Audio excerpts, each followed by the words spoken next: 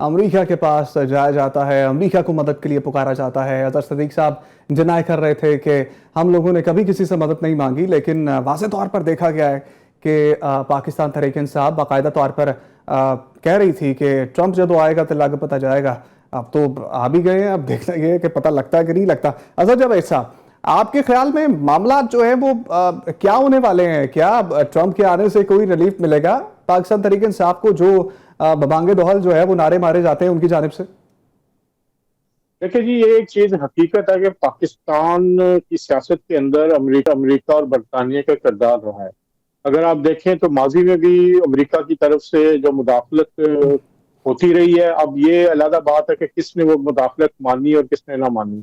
अगर आपको याद हो तो बरतानिया भी इसमें किरदार अदा करता। अब जो ये बात है ना कि एस्टेब्लिशमेंट की मुदाखलत, मुझे आज भी याद है कि लंदन प्लान यहाँ पे जब बना था, तो मैं इस चीज को आई विटनेस हूँ, बहुत सारी चीजें मेरे सामने हुई। उस वक्त यहाँ लंदन में भी इमरान खान साहब तशरीफ लाए थे, एक हाजिर सर्विस ISI के ऑफिसर मौजूद थे, डॉक्टर ताहिर अल कादरी साहब मौजूद थे, और ये सब लोग मिलके, चौधरी परवेज इलाही साहब मौजूद थे। इन्होंने पाकिस्तान के अंदर धरनों का एक प्लान बनाया था जो बाद में लंदन प्लान के नाम से शुरू हुआ। तो एस्टेब्लिशमेंट की मुदाखलत जो है ना सिर्फ पाकिस्तान के अंदर, बाहर से भी हुई है। जहां तक बात है ट्रंप की, ट्रंप देखे PTI के सपोर्टर्स हैं, बिल्कुल अमेरिका में हैं, और उनके पास अच्छी फंडिंग है और वो बड़ी देर से लगे हुए हैं, कोशिश कर रहे हैं। उन्होंने लॉबिंग फॉर्म्स हायर की हुई है। यही हाल बरतानिया में भी है।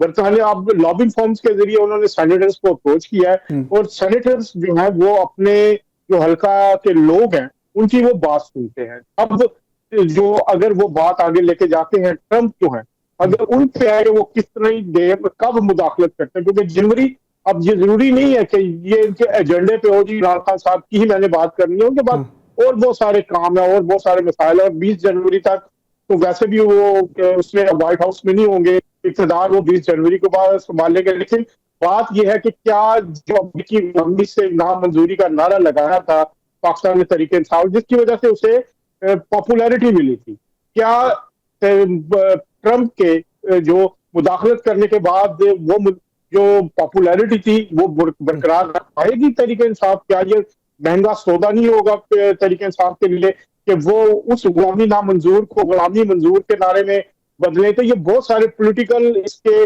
बैकलैश आ सकते हैं। और जहां तक मुदाखलत की, देखे स्टेट्स की जो पॉलिसीज होती हैं, अमेरिका हमेशा अपने मुफादात को देखता है। इस वक्त पाकिस्तान के अंदर जो मुफादात है उसके, वो पाकिस्तान की एस्टेब्लिशमेंट से जुड़े हुए हैं। और एक बात वाज़ेह हो चुकी है कि जो पाकिस्तानी एस्टेब्लिशमेंट है, पाकिस्तान फौज की जो क्यादत है, वो अगले 3 साल तक नहीं बदलनी।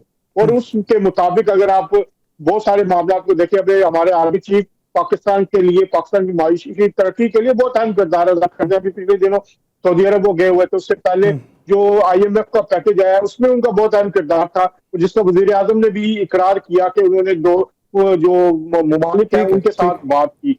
तो पाकिस्तान का जो ऊपर से ईरान का मामला है, ईरान और इजराइल के मामले में अमेरिका इजराइल के साथ खड़ा है, और ईरान की उस मौके पे पाकिस्तान की जरूरत अमेरिका को ज्यादा है एस्टेब्लिशमेंट की। तो मेरा नहीं ख्याल कि अगला कोई 6 महीने साल में ट्रंप साहब की तरफ से या एडमिनिस्ट्रेशन की तरफ से, देखना यह है कि अब कुछ वहां से कोई जवाब आता है कि नहीं आता।